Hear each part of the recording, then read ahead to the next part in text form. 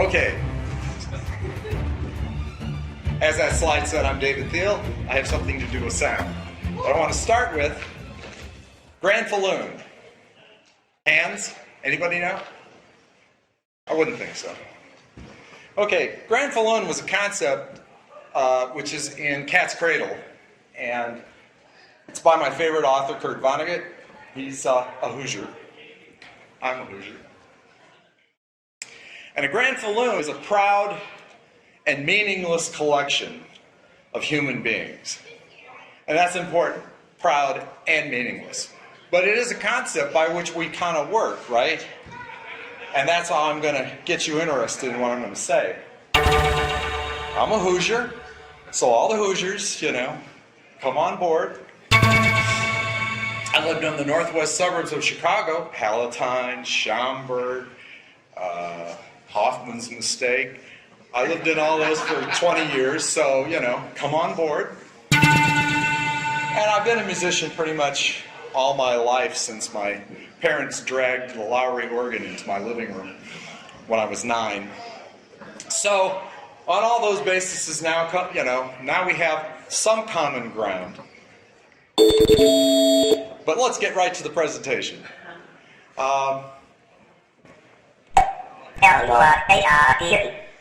So I feel, you know, people like, this show is kind of unfocused from my point of view. I go to shows that are, you know, pinball shows, or I've been to shows that are classic gaming shows. This show has everything. So my presentation kind of reflects that, and I'm going to talk about, I've done a lot of different things.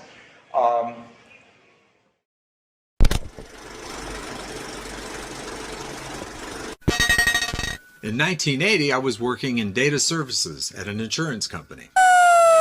A headhunter found out that I was an avid microcomputer hobbyist and got me an interview with the brand new video game division at Gottlieb. I was interviewed by Ron Waxman, and he was very frank. "Why should we hire you? You're from an insurance company." I convinced him to let me have a week. I went home and created a simple space game. It had a shooter and it had bullets that went across the screen. I don't think I had hit detection yet, but it looked like a game. I got the job and I gave a 2-week notice at my company. During that 2 weeks, people worked on me, told me what a crazy thing this was to do. I started a waiver. On Friday, which should have been my last day, I called Ron and said, "Well, I've thought it over and I don't think I'm going to take the job." Ron said a couple things to me, and then he basically just said in his way, "See you on Monday." And I showed up at Gottlieb.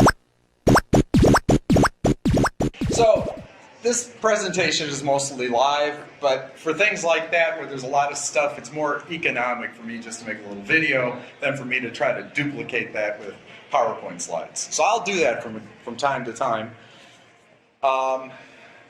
A little more context. This is the revised Kubert story.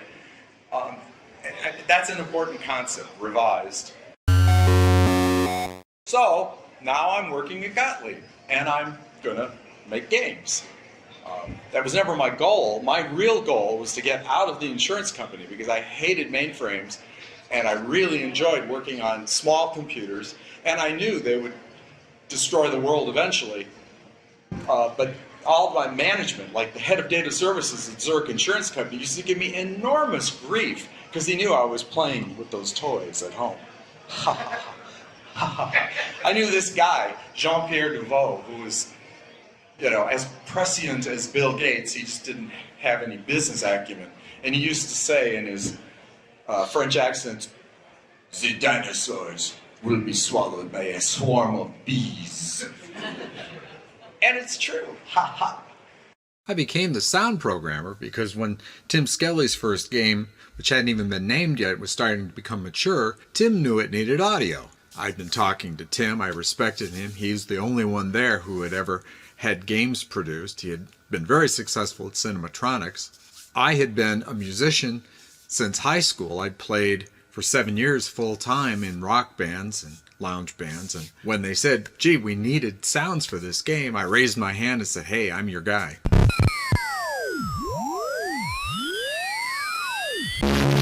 So that answers that question. You know, how did you get to this wacky job? How did you do this? And that sort of answers that. You know, I couldn't have pre-visioned the career. nobody was doing this when I could have thought about it.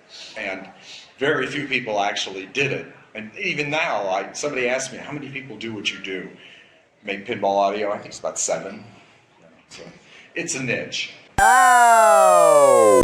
Back in the day, in 1980, programming was hard. Unnecessarily so, but it was hard.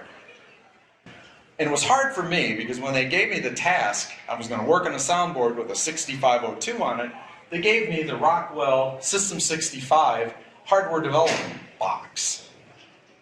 Now this box was intended to plug in a board where you were trying to figure out if you'd screwed up wiring the data lines and the address lines and stuff. It was a hardware thing for which you wrote token code to exercise your hardware, but they gave it to me for software development. Now the whole box had 16K of memory. Now, why is that a problem? Well, because assembly language isn't really very readable in the first place, but because you don't have room for a symbol table, you can't have labels any bigger than 4 characters, it gets extra challenging. So programming was unnecessarily hard. Then this thing plugged into this, and then that plugged into the board. The board was in the cabinet, and the whole thing was powered up by the coin-op cabinet, right? And there was a door in the back. And I would sit, and there was a keyboard and stuff attached to this, and I would code, and source was on here, and I would assemble object code, go to that disk, and life was good. I was making code. But the way it worked was that the Rockwell processor, which was also running the Rockwell, got its power when you were doing this from the host. So if somebody, unbeknownst to me, and my cabinet faced out away from me, came up behind my thing and they were going to do something to my cabinet and they pulled the door off, there was an interlock. That turned power off to the processor. Well, that processor was attached to the Rockwell, running the Rockwell, and the Rockwell's response to that was to turn on the write heads over the directory of the 2 disks that I had in the drives, thus wiping them out. This made programming harder too. Now, what I did with that board was that sound. I'm very proud of that sound. Sounds in this time, well, the next slide I'll tell you. Let's do the slide. The Gottlieb soundboard used a microprocessor to create a stream of numbers that were converted into voltages, amplified, and sent to a speaker. Jim Weiss designed the board. It was first used in the pinball machine Mars God of War. There were not a lot of resources. 4K of EEPROM, a 6502 running at a little less than 1 MHz, 128 bytes of RAM, an 8-bit digital to analog converter, and from the Federal Screw Works, really, the SC01 Voltrax. So, you have no resources. 4K, if you digitize your sounds, that's about a half second of sound at a very low sampling rate. So you can't make a video game out of that. So what you did, my task was to write programs that moved the speaker. And if I wrote a program that moved the speaker in an appropriate way, it would make a sound. So I wrote a program that moved the speaker in a way that sounded like dropping quarters in a mason jar. I'm so proud of that. That was hard.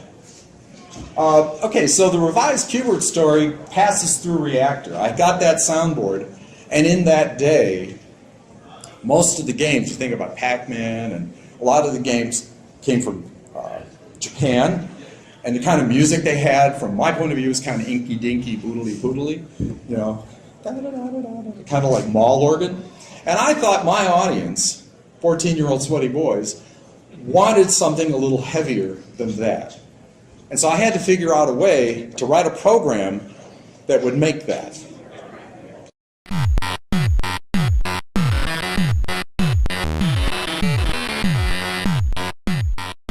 Oh, yeah, rock on. Okay. And that's a trick algorithm, right? Again, I'm still working out of, 128 bytes of RAM and virtually no storage space. So the trick in making that particular nasty rock-like thing is the waveform I'm playing are my variables. So the stack and everything. I just pointed at the 128 bytes I had and say, use that as the wavetable. And you get that. And it moves because it's kind of recursive because it's playing itself. It's playing the state of the algorithm, sampling that. Interesting. Okay, so Q*bert's voice starts with Reactor, which was the first project I worked on for Tim Skelly. I felt compelled to take the guilty and put them up here. That's the data sheet for the Votrex chip. And that was a simulated screen that I figured out how to make. That is literally from the Federal Screw Works in Michigan. And after I worked on that chip for about, I don't know, a couple weeks, the irony was not lost on me. So that's what it is. You get 64 phonemes, the components of speech, the way the Votrex can do it, and hex numbers for that. Now, if you wanted to make it say something, let's say 10,000 bonus points, a very rewarding notion, you'd go to the dictionary, because there were no tools in that time, and the dictionary would tell you that's how you say that. Then it was my exercise to try to take this and map it to this and get the chip to say 10,000 bonus points. Well, the problem was, no matter what I did, I had a hard time getting it to say that particular phrase. And I would work and work and work. And I mean like an adult man sitting in front of a terminal for 2 days working on one phrase. And there's a notion in, it's called habituation, where if you do a thing long enough, you think you've done it. So some innocent would come walking through my lab, and I would grab them and say, come here, come here, come here. And then I would play it for them.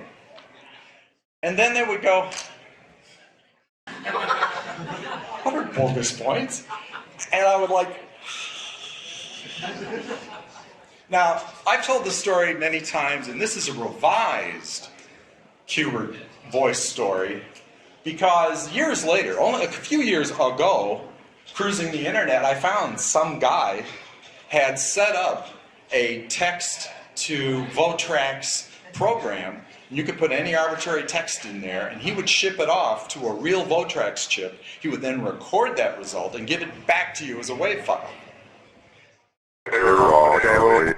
So, in my frustration, I got ahead of myself. In my frustration, I just said, to hell with it. What if I just put random numbers at the chip? I'm not even trying to make speech anymore. And that's what it does. Cool. So, but that was for Reactor. I had no use for that in Reactor, but I had it in my back pocket. I'm like, cool. Maybe I'll use it, because it's so cool. I'll use it someday. 10,000 bonus points. Bastard. So it can say it. I mean, it's really dreadful, right? It's Votrex speech. But 10,000 bonus points. yeah, it can say it, and so I was humbled. And that's why it's a revised Q*bert story. I have to admit to the world, all the years I slandered the chip from the Federal Screw Works, I wasn't exactly being accurate. I was just lame. But that lameness led to the serendipity, which... Q*bert sound fact number 2. There is no swearing coded into Q*bert. Virtually all of the Q*bert speech is the result of sticking a series of random numbers into the Votrex chip. With 2 exceptions. Hello, I'm Brenda. And... Bye-bye. And that's important, because we got letters. Gottlieb at the factory got letters. Parents going, your game is profane. It's saying terrible things.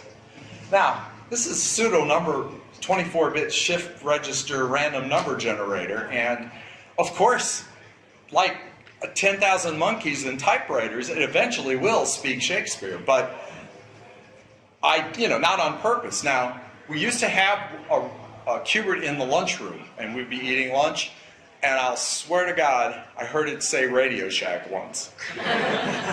But I never heard it say anything profane. But I really wanted one of those things to go to court. And I wanted them to drag a Q*bert into court and then just like listen to Q*bert's speech for 2 hours, waiting for it to do something naughty. I wanted to see that, but it never happened. Okay, I have a shameless plug. So that's Warren Davis. and he designed Q*bert, and that's Jeff Lee. Now, before Q*bert was designed, Jeff, in a flight of fancy, designed that character with the nose and the thing. He also was playing with those patterns that kind of looked like 3D, and then he was talking to somebody else, and they made it into a pyramid. And between Jeff and Warren, these are the parents of the Q*bert game. And I came along after I saw it like bouncing around on the thing, and I said, boys, have I got something for you? I got the voice for this character. Well, Jeff Lee, who was right there in our audience, this was last year actually at Pinball Expo. And it was the first time that Jeff and Warren and I had done anything together since 1982. So it was great fun. We gave a little Q*bert talk. So Jeff has written a book with Trickman Terry Minich. And because we don't own anything, Q*bert's not really ours, he couldn't put Q*bert up there, so he puts... You could have, yeah. Fight the mighty might of Sony. And eventually this talk's going to end up in pinball, because I sort of ended up in pinball. But this is an odd thing. This is my first pinball game, and I didn't know I did it. About 6 years ago, I gave a presentation in Las Vegas. And when in Vegas, you go to the pinball museum of whatever. And they had Q*bert's Quest, and I'd never seen a Q*bert's Quest. And so I played it. And then it was like, holy crap, those are all my sounds. About 90% of it is my sounds. And Craig Firewalders, who was my associate who did all the pinball audio for Gottlieb, he's a brilliant guy, and he took my stuff and he kind of glued it together with some connective tissue. So it's really his sound package, but it's mostly my stuff. So I did a pinball, and I put this on my list of pinballs because I had no idea I'd done it. Meanwhile, Gottlieb went away. I saw that writing on the wall, and I left about 4 months before it was Coca-Cola came in and pulled the plug. Or was, yeah, it was Coke, right? Yeah. And then the assets were sold, and out of the ashes rose the premier pinball company. And then Sony ended up with the video assets, and that's why Sony Pictures uses Q*bert in Wreck-It Ralph and in Pixels and that stuff. That's who owns our baby, okay? I left, and I went to the home market where I was doing console games and home computers, which in 1983 a home computer means C64 or an Atari 800 or Coleco. Well, ColecoVision's a console. And I was at a small company called Action Graphics. We were just starting up, and we had some interesting people at that company who, you know, later on would loom large in pinball. So this is another pinball connection, somewhat strangely. But in the day, when I was doing all that work at Gottlieb, that was my soundboard. And the thing about it was I owned that. All the resources in that are mine. The processor and the RAM and everything. And it's not much, but it was all mine. And I was like a printer, you know. The game would put a 8-bit number out there and tell me to make sound 30, and I'd do that. Now I'm in console land, where the only thing I own is a sound chip. Because I'm sharing everything else. And everything else is a CPU and RAM and storage, and, you know, that's really busy trying to make a game and run rules and read joysticks, and damn it, it's got to make sound too. So I had to run some of my code, and I discovered that I had to be, you know, very careful as to not to break their game. Because if they had the game working and then we added the sounds and then the game didn't work very well, of course it's my fault. So the AY38910, it did that. It made a square wave. Ooh, and it did that too. And a lot of Japanese companies used that. ColecoVision used that chip. Coming from where I came from, that's not the richest palette. And it could only make 3 of those simultaneously. So I came up with this notion in console game development. The sound system is a beneficial parasite that eats CPU, eats memory, and makes sound. And that was kind of my role in the company, and it was kind of creepy. The little company we were at, how you start in little companies at that time is you do conversions. You do ports. So a company like Activision had a game that they'd made for the Intellivision called Beam Rider, which is kind of Atari, what is that? I'm making the circle. Yeah. Say it again. Yeah. But straightened out. You know, this is for an 8-bit home console, not an Atari coin-out machine. And so we got the job to port this Intellivision game to the ColecoVision, the Atari 400, and the C64. And the deal is you're not trying to improve it. You're trying to, like a piano tuner or a surgeon, you're trying to do no harm. So you want to make it as faithful, the most fidelity as you can to the original game. So I'm going to show you the Intellivision version, and then I'll show you the other three, and I'll dwell on the C64 because they have the best sound. But it's a challenge, right? Because these platforms are very different than the Intellivision. So you're trying to mimic these things with different hardware, and it was an interesting problem.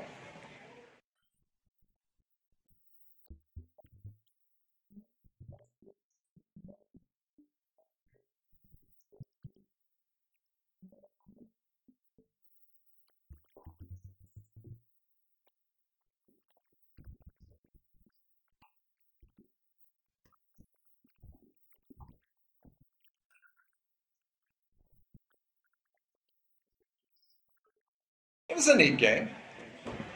Did okay, they liked it, and we did a good job. So when you do a good job, you get to do your own original game. So we did some more conversion. We did Pitfall, converted that from the 2600 to all those platforms.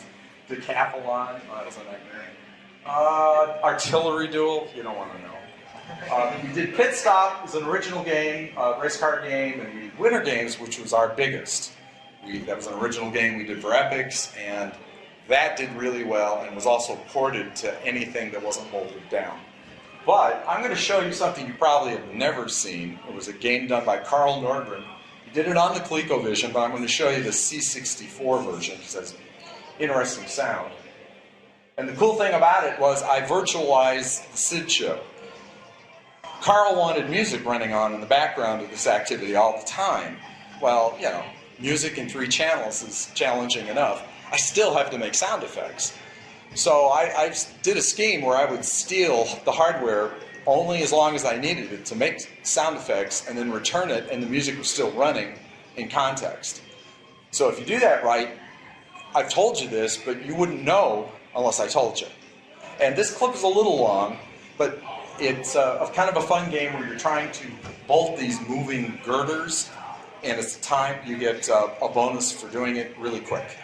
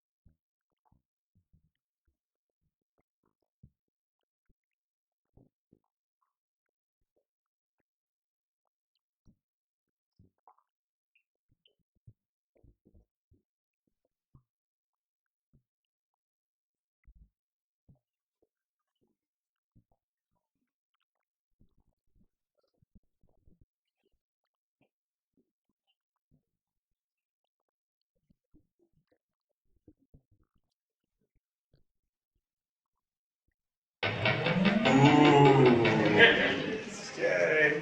So, meanwhile, consoles and platforms and home computers are getting better and bigger and more RAM and stuff, so we got the gig to take the Three Stooges assets and make a game out of that on the Amiga. Now, the Amiga was one of the first platforms that had enough memory so that you could actually use some samples. Now, if you're going to do a Three Stooges game, you have to have this.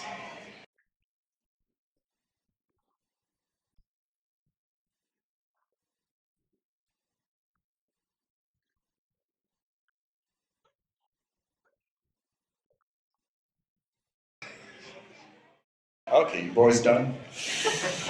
Okay, now it's ironic because Chris Granter just walked in the room and I'm at the FM years. I was even going to mention Chris, right? Because now I'm switching to FM and pinball. This was my first one. I think you'd done 2. Chris had done pinball, which is marvelous, and I was looking at that saying, well, okay, that's incredible. I won't do that, but that's incredible. I love it. And FM is a sound chip like that AY38910, except insanely better. And now you have 8 channels. That's good. You have an FM algorithm which allows you to do amazing sounds in a somewhat strange way.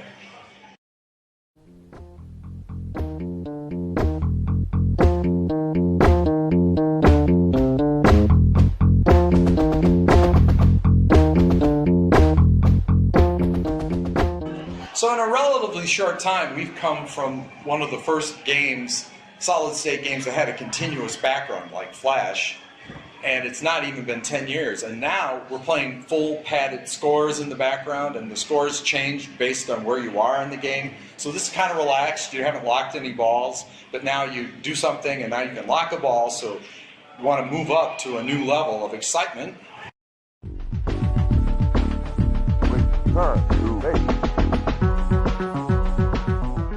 And then when you get all the balls locked, you're ready for multi-ball, which is, of course, more exciting.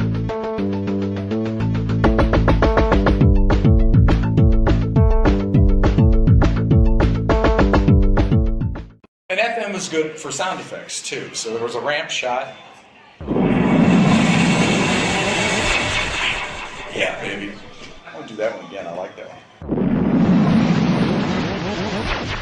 But while you're in multi-ball, while you can keep more than one ball in play, there's one ramp shot that you make. And if you make it at that time, Data East game wasn't very deep. That was it. If you could do that, you got the 1 million points and the big reward.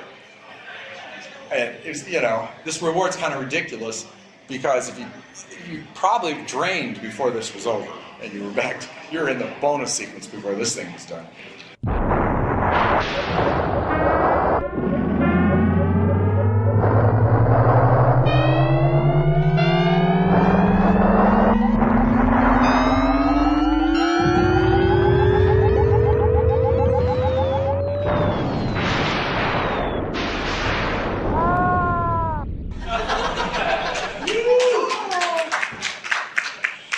That was inspiring. Okay.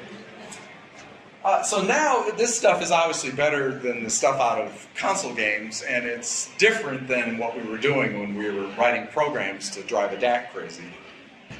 The next game was interesting because it's a hybrid game where pinball companies are beginning to license stuff seriously. But it's also a game like all games of that time where they would make this is a James Bond game, right? Except they didn't license James Bond.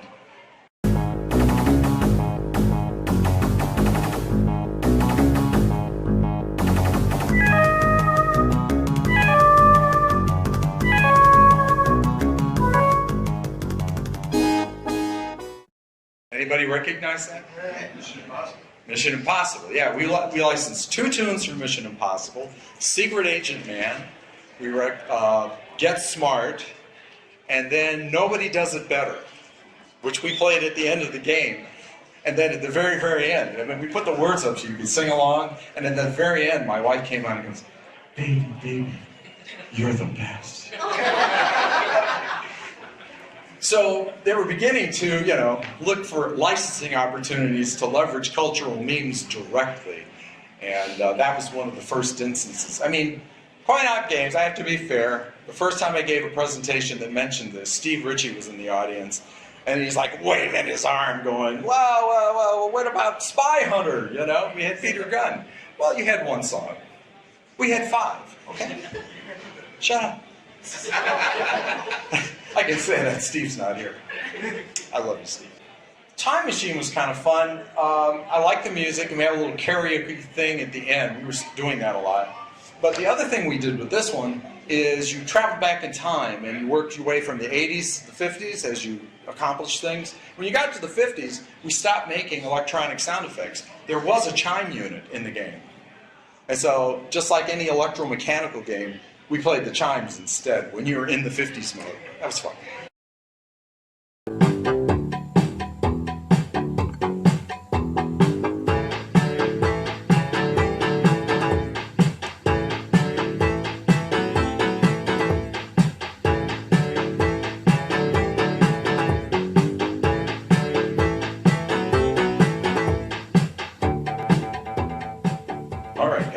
Moving right along. So then there was sort of a gap in my game career.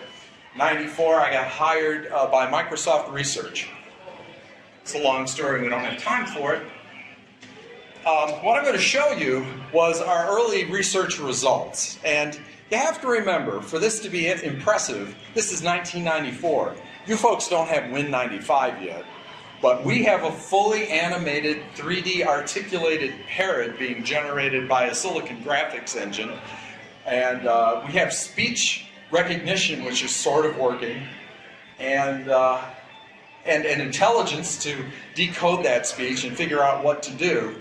And it was an attempt to make a social interface with a personified user interface character. But unlike Siri or Alexa or any of those, we actually had a personified user thing to react to, and it was a parrot. But when I came on, they had been using speech synthesis for the parrot. And the thing I found after doing some research was, in 10 years, speech synthesis in 1993 was much better than the Votrax chip, really. It was a little better, but not enough. Not enough for a parrot.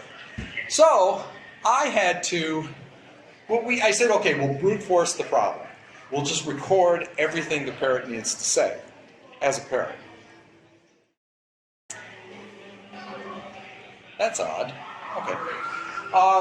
And the other thing you should know is that this was a legitimate, this is not a simulation of an interface. This interface was working live at CES with Gene Ball from my group and a guy you might recognize standing next to him. And the demo had a few things to be entertaining. But it actually worked. It was recognizing his speech. There weren't any puppeteers, faking it. But it does illustrate some of the progress we're making towards more advanced versions of the social interface. Super.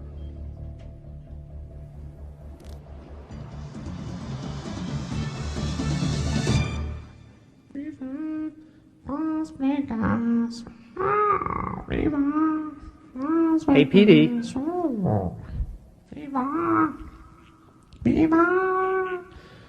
PD?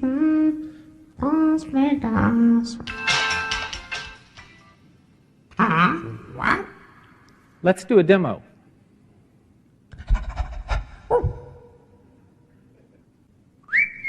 Oh, showtime already.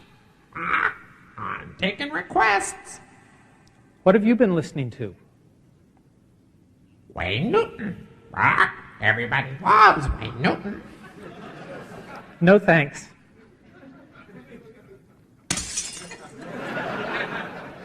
How about playing something classical? Oh, okay. Oh, Siegfried.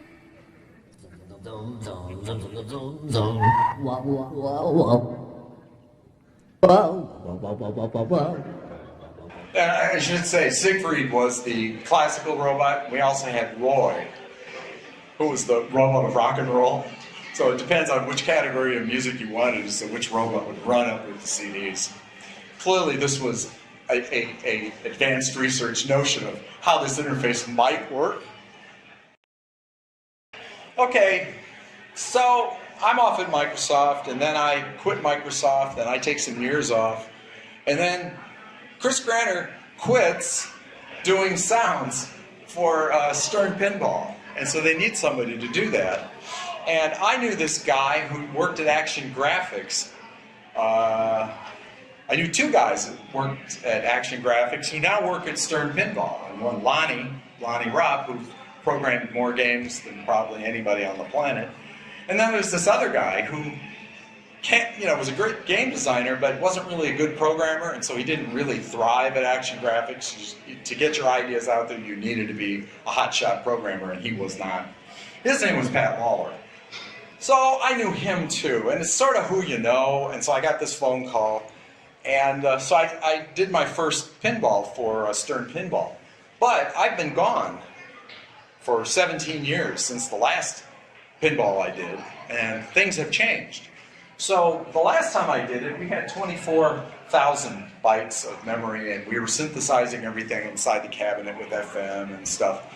Now, they have 32 million bytes. That's more than 24,000. So that changes the way you work. And to demonstrate that, I'll take the bobsled tune from Winter Games, which was called Brains on Ice.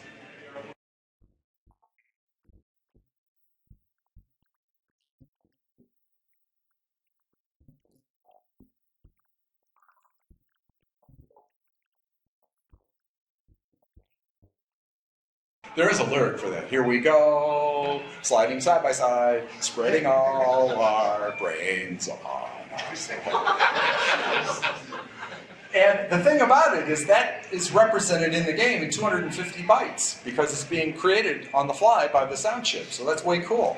Now, just for fun, for a presentation, I said, what if I threw that at my studio? And I spent an hour and I said, I'll render this the way I do it now for like a Stern Pinball.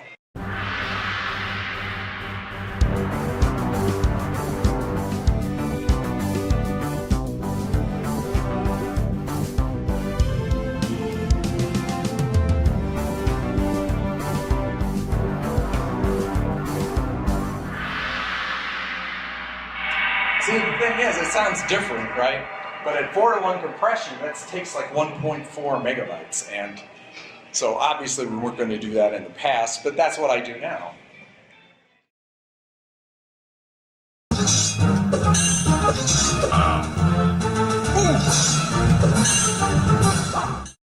I better get going. So now the sounds, I'm doing all the sounds in the studio, and I'm just playing them back. So, I needed an orchestra for Pirates of the Caribbean, and so I hobbled together an orchestra back in the day, 2006. And I have a sound effect to show sort of the difference. The sounds now, I'm making these sounds in the studio, and I just play them back. So I can incorporate anything that I can record, or create, or find.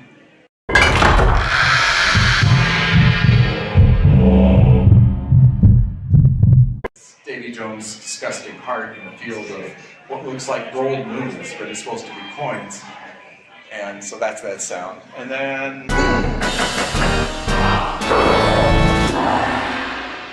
the world is my oyster. I can now put anything in the game, and that's a different thing. Who's gonna protect me from the evil monkey in my closet?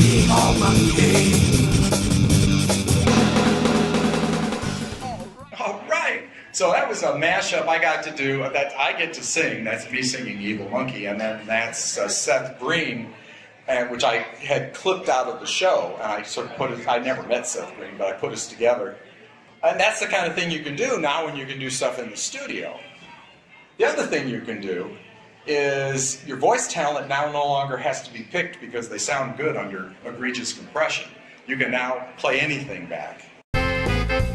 You take care of that extra ball. You might want to clean off that ball now. When you're done pretending, put money in. Basically, you should look at my map is the main bullet point of this presentation. Part 4 in our exclusive story, Man Fights Chicken. Unleash the silver orbs!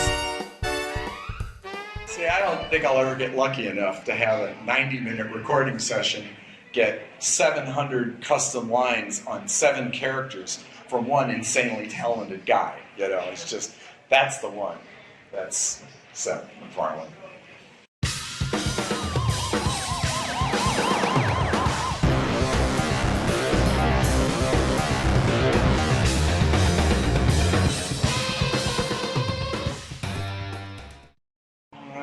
We gotta move right along.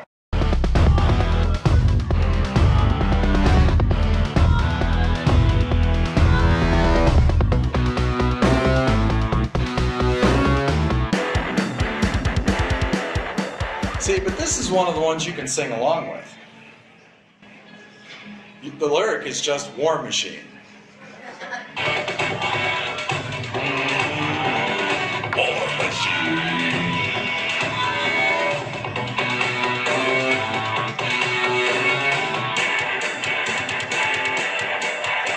And this is the game when I was wrong.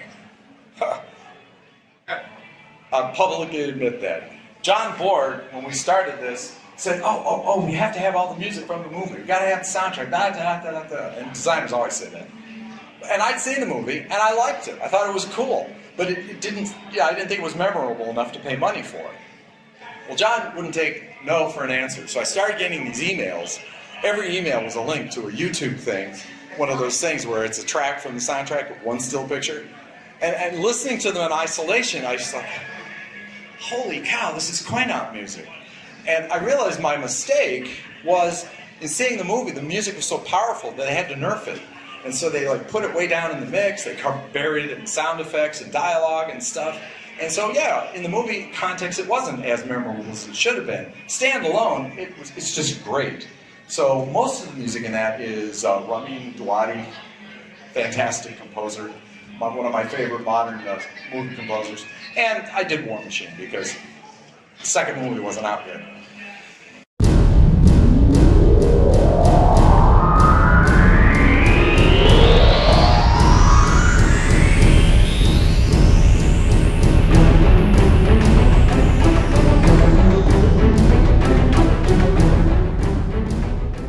So that's my Daft Punk.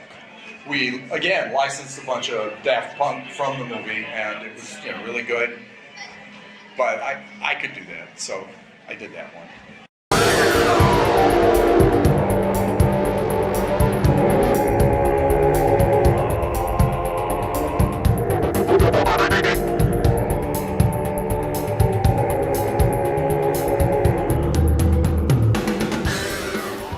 Okay, I like that, this game you played, and when you started, you could either be the good guy or the bad guy. And it's much more fun to write the music for the bad guy. That was the bad guy's theme.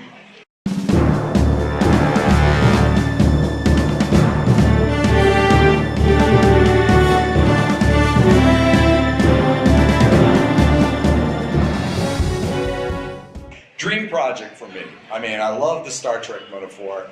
I was alive and in high school in 1968. I got to experience that stuff, and so many fabulous composers have worked across all the different Star Trek movies, and Steve didn't want the music from the reboot, and I was happy about that. So it was my shot at writing Star Trek music, and I like that. The storage gets bigger again. Transistors get smaller, for crap's sake. Now, it used to be 32 meg on Stern. Now I'm working with Jersey Jack and it's 32 gigabytes. Storage is infinite. We will never fill it, which means the project is never done.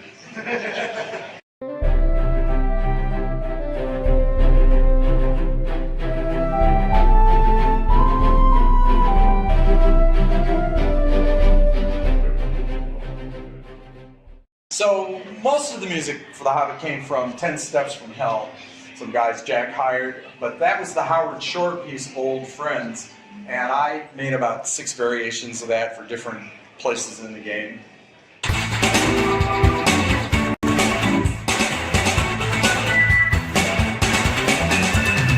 So there's a lyric for this one too. I've got a new phone. It's better than yours. I've got a new phone. I don't know how to use it.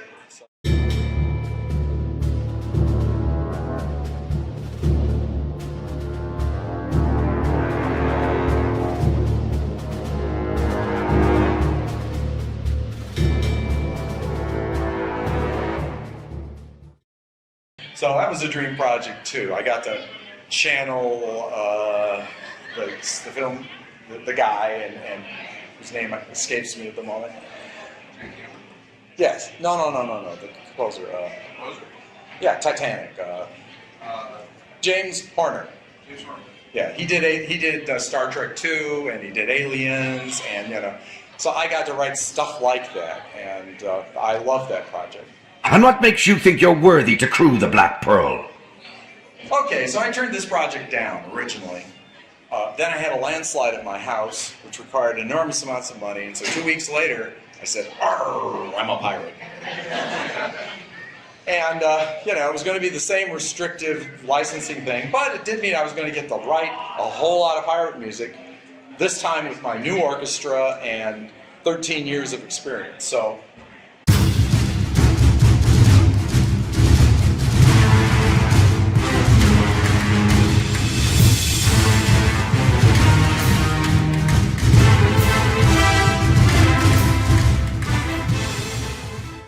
Piratey. I have 3 little chunks of video, which are an audio autopsy. I'm going to get right to that.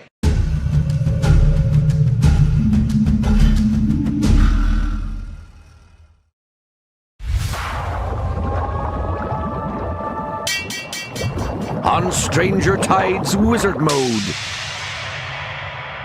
Let's do a wizard mode autopsy.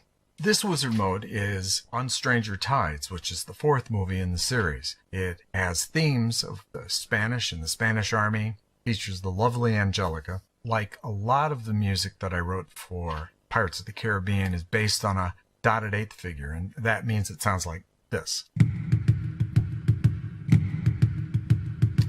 Very much bouncy, dot, dot, dot, dot, dot, instead of ba, ba, ba. Spanish theme is based on guitars. Surprise.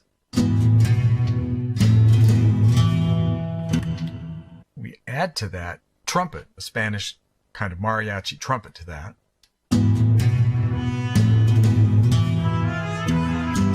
With the percussion, the introduction section sounds like this.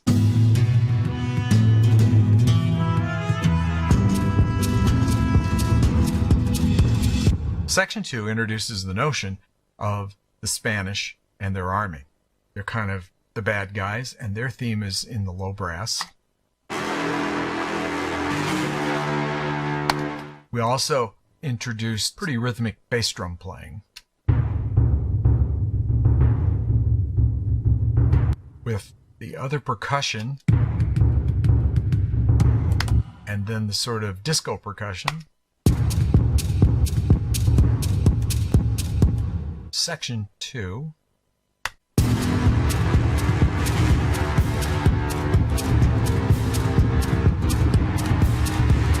Now, the Spanish have brought an army along with them to stop our pirate buddies, and I'm letting that be basically the drums and the percussion. Plus, we have some what I call pirate percussion, which is not typical instruments, but rather the kind of percussion that would have been played by pirates with the stuff that they brought with them. And that's doubled in the bass drum.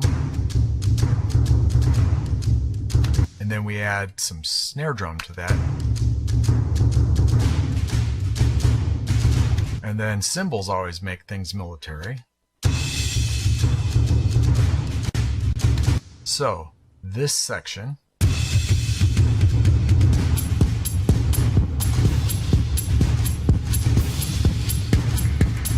okay, but our party band of pirates led by Captain Jack are characterized by a little jig that I wrote, and this is played by the cellos.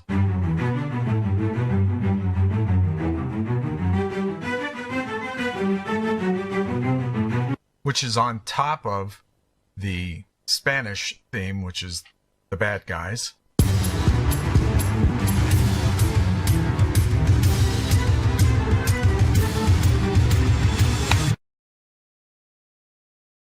Wizard Mode 4 finally gets coded, and they tell me what they did. There are 5 stages, and each stage has a different focus. And the first stage is a combat stage where you're fighting with soldiers.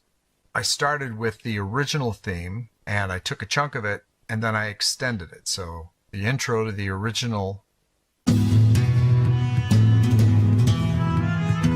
sounds like that, with the guitar and the Spanish trumpet. And I used the second part of that But then I extended it because this is going to loop now because it's a timed stage. If you don't get stage 1 done within a certain amount of time, the wizard mode's over. For this, we have guitar and strings doing something that creates tension. On the guitar,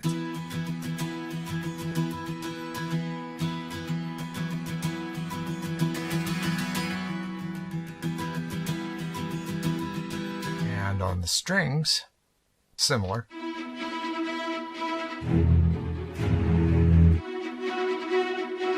So you can combine those two. We also have the other guitar doing a rhythm thing.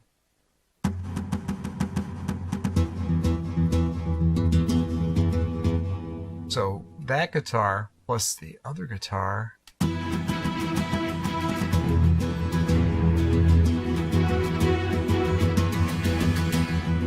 that gets combined with the rhythmic elements that we already had.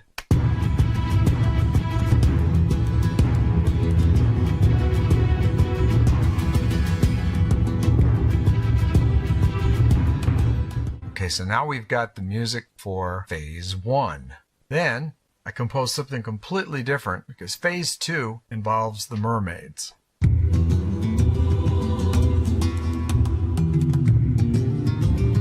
We're still Spanish. We have the mermaids.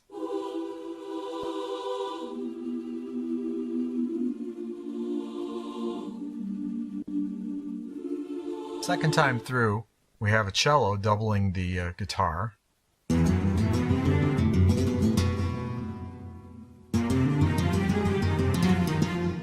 So we have another 30-second loop, which is for phase 2, and it all revolves around the mermaids.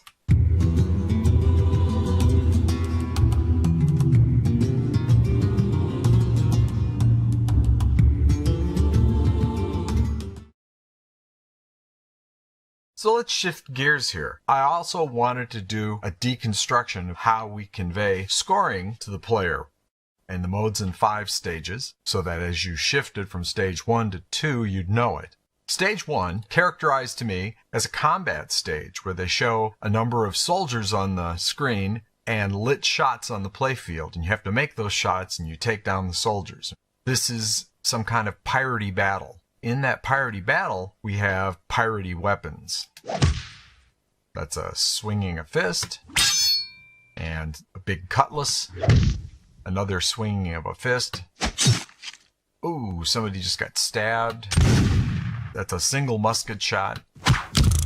So if we play these sounds over the background, you can see how the player could tell they've done something.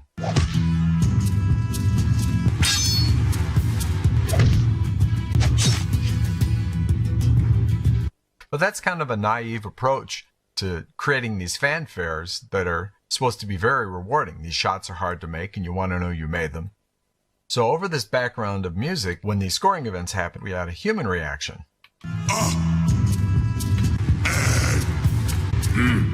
So these two together, they're offset in time a little.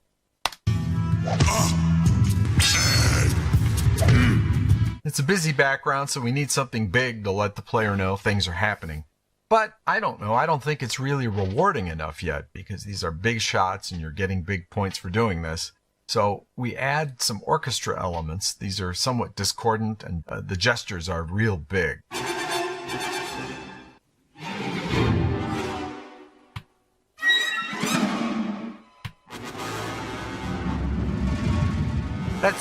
That's beginning to sound like combat, right? We aren't aligned to the background music. We don't know where the music is. So these things are pretty much atonal. They don't have like a chord or something they're trying to play on top of. So they'll work anywhere. So we put these 3 together. There we go. Now we're doing something. And the point is to be thematic. So this is combat. And it's to be big, which I think these are, and for them to be able to work anywhere on top of the music. So they sound like this when they're on top of the music.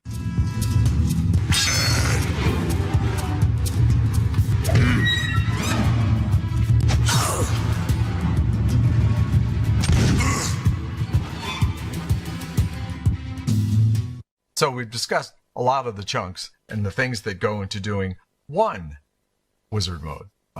There are 5 of them, and all of them are equally involved. Keeps me working.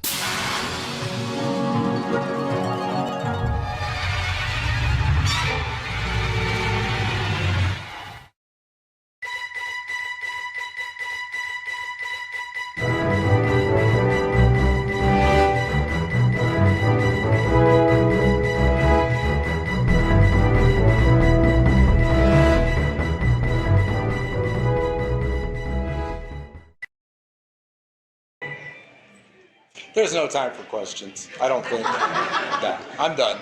Thank you.